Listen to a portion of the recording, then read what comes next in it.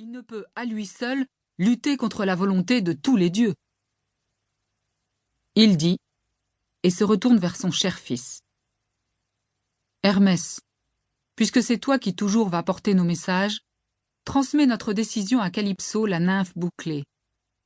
Dis-lui qu'Ulysse devra, seul sur un radeau, sans l'aide ni des dieux ni des hommes, souffrir 20 jours encore avant d'atteindre la terre des Phéaciens qui sont parents des dieux.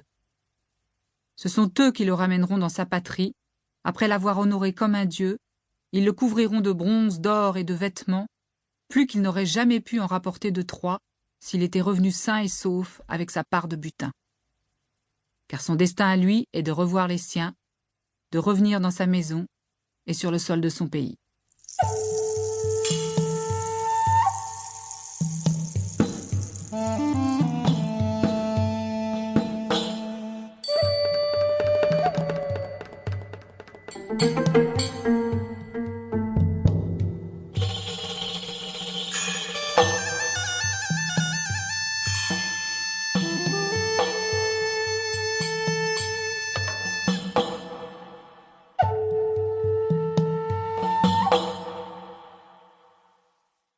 Prisonnier sur l'île de Calypso.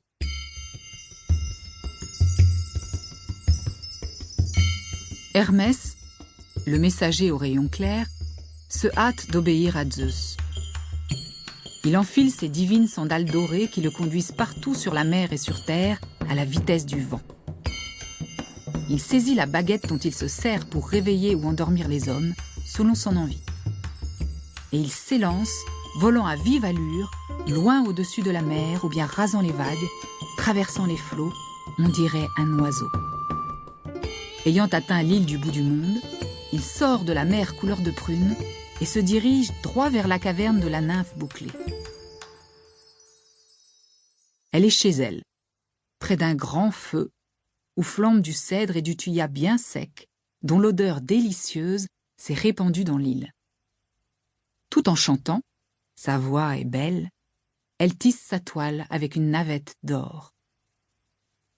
Avant de la rejoindre, Hermès s'arrête un instant devant sa caverne, ébloui par ce lieu enchanteur. La forêt verdoyante, les oiseaux virevoltants, une vigne à l'entrée ployant sous le poids de ses grappes, et là, 4 sources à l'eau claire qui ruissellent et qui coulent vers de molles prairies où fleurissent des violettes et du persil. Hermès en a l'âme ravie. Quand il entre, Calypso le reconnaît aussitôt. Elle le fait asseoir sur un fauteuil étincelant. « Pourquoi viens-tu » Hermès a la baguette d'or. « D'habitude, on te voit peu ici. Dis-moi ce que tu veux et quel est ton désir. Je ferai tout pour te satisfaire si ce n'est pas impossible. » Tout en parlant, Calypso offre aux dieux à boire et à manger. « Tu as raison d'être surprise de ma présence ici. Qui aurait de lui-même l'idée de traverser tous ces océans pour arriver dans cet endroit perdu, si loin des villes, où les humains offrent aux dieux les plus belles hécatombes? Mais c'est Zeus qui m'a ordonné de venir jusqu'ici, malgré moi. Et tu sais qu'il est impossible de s'opposer à une décision du maître de l'Olympe. Il affirme que tu retiens ici le héros le plus malheureux de tous ceux qui sont allés se battre à Troie. Aujourd'hui, sans plus attendre, il te faut le renvoyer. C'est Zeus qui te l'ordonne, car le destin de cet homme n'est pas de mourir ici, loin des siens. » En entendant ces mots, Calypso frémit. « Oh, que les dieux sont cruels, injustes et jaloux! La rage et l'envie vous emportent quand vous voyez une déesse donner ouvertement son amour et son lit à un homme qu'elle a choisi. Cet homme-là, c'est pourtant moi qui l'ai sauvé. Je l'ai accueilli, nourri, aimé, et je lui ai promis de le rendre immortel et jeune à tout jamais. Pourtant, puisque telle est la décision de Zeus, qu'il parte.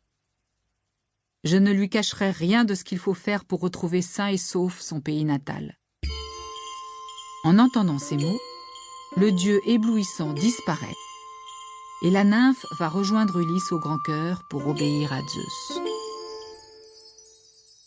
Elle le trouve assis sur le rivage, les yeux baignés de larmes. Il vient ici chaque jour, et toute la douceur de sa vie coule. poule avec ses... Pour continuer à écouter ce livre audio gratuitement, cliquez sur le lien dans la description et vous pourrez l'écouter en entier sans frais grâce à l'essai de 30 jours d'Audible.